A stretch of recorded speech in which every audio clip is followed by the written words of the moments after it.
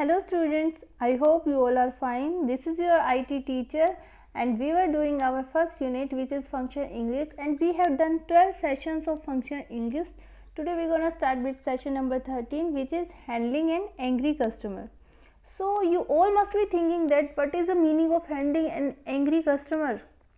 For example, जब भी अगर मान लो अगर आप कोई प्रोडक्ट लेते हो घर पे आके उसे ऑपरेट करने की कोशिश करते हो, मान लो आपने एक प्रिंटर परचेज किया है तो सबसे पहले आप क्या करोगे, जब आप घर पे आते हो उसे इंस्टॉल करोगे, उसे स्टार्ट करके देखोगे, लेकिन अगर वो सही से काम नहीं कर रहा है तो फर्स्ट रिएक्शन क्या होगा? कोई भी अगर नई चीज़ खरीदता है वो बहुत एंग्री हो जाएगा, गुस्से में हो जाएगा या फिर अपसेट हो जाएगा। तो उस टाइम पे वो क्या करेगा? सर्विस सेंटर कॉल करेगा। तो जो CSR है, कस्टमर सर्विस रिप्रेजेंटेटिव है, वो कैसे हैंडल करेगा एंग्री कस्टमर को? जो कस्टमर बहुत गुस्से में है, जिसने कुछ प्रोडक्ट है परचेज किया लेकिन वो सही से काम नहीं कर रहा, ऐसे टाइम पे CSR को क्या करना चाहिए, उसी के बेस पे है हमारा आज का सेशन। तो चलिए शुरू करते हैं हमारी आज की क्लास।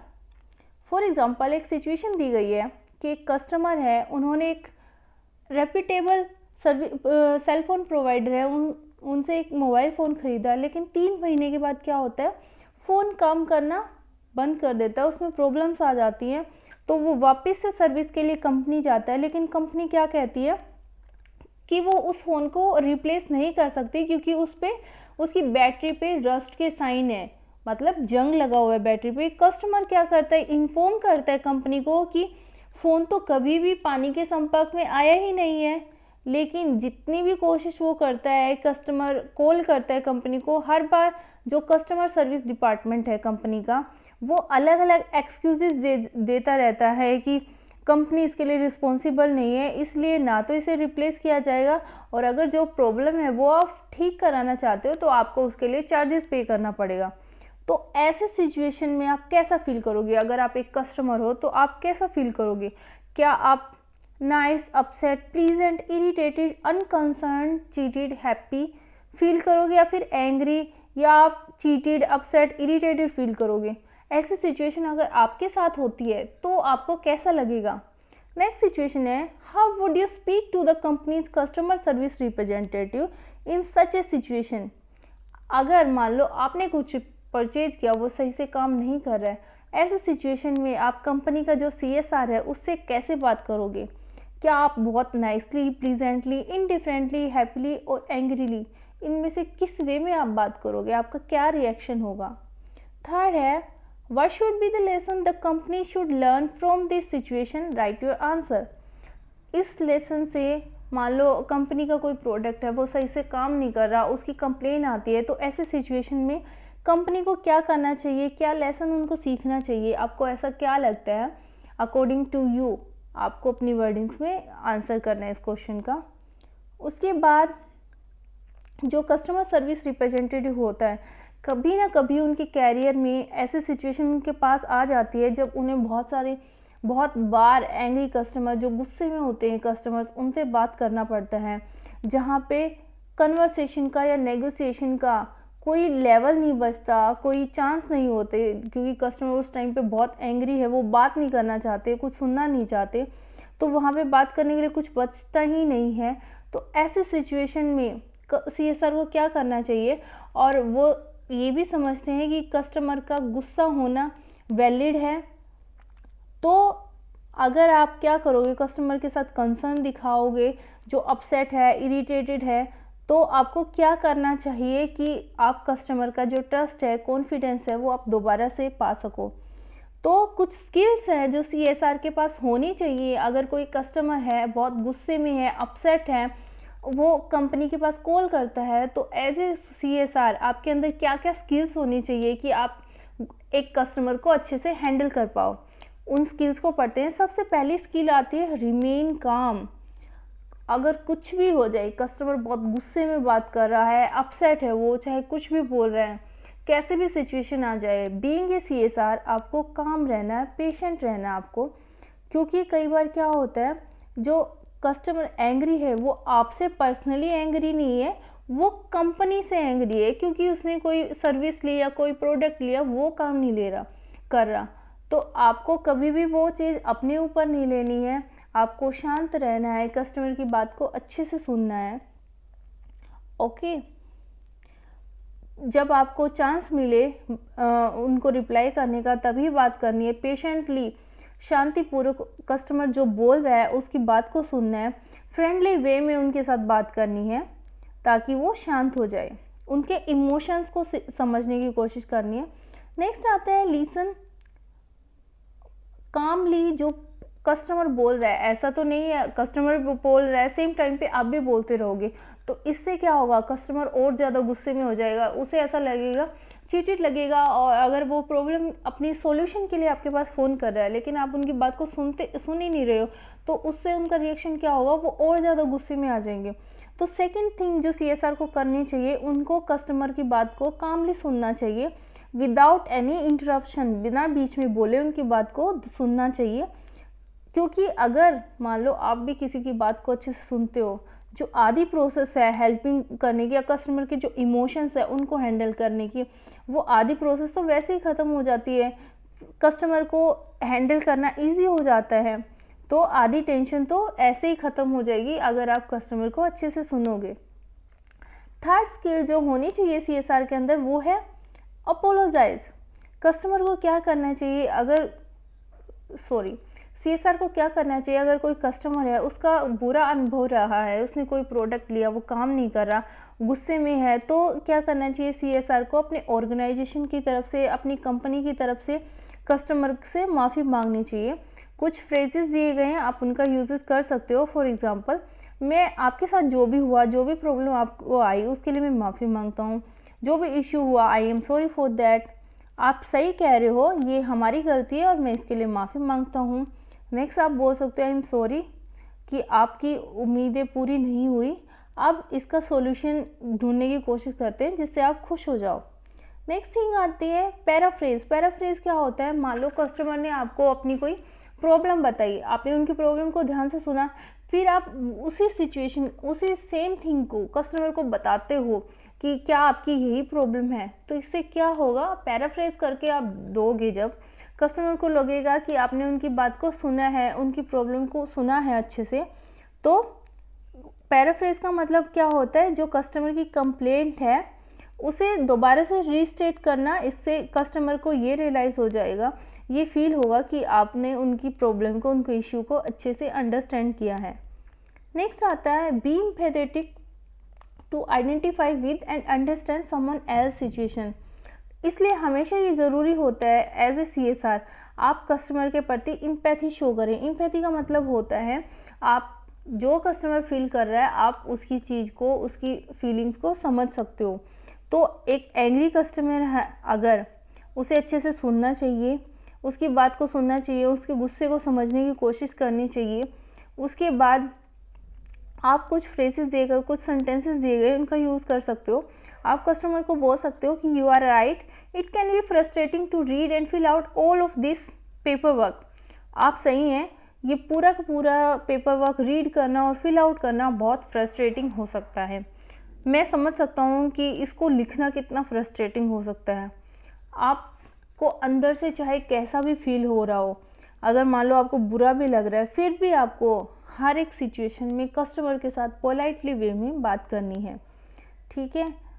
इससे क्या होगा, जो कस्टमर है वो एंग्री है तो वो शांत हो जाएगा, उसे ऐसा लगेगा, फील होएगा कि आप उसकी बात को अच्छे से सुन रहे हो, उसकी प्रॉब्लम को, उसकी सिचुएशन को समझने की कोशिश कर रहे हो। उसके बाद कस्टमर को आप बोल सकते हो कि आपको जो प्रॉब्लम हुई है हम उसे समझते हैं, उसके सॉल्यूशन को ढूंढने की कोशिश करते हैं। नेक्स्ट आप क्या बोल सकते हो, act to improve the situation. आपको एक्ट करना है कि आप जो सिचुएशन अभी हुई है उसे इम्प्रूव करने की कोशिश करोगे। For example, fix it, provide a solution. आपको ऐसा सॉल्यूशन प्रोवाइड करना है जिससे कस्टमर खुश हो जाए। कस्टमर के जो इशू हैं, स्पेसिफिक इशू थे जो भी उनको करेक्ट करना है और लॉन्ग टर्म में दोबारा से वैसी गलतियां या प्रॉब्लम्स ना आए, उसके लिए सही उपाय भी करने हैं। नेक्स्ट आता है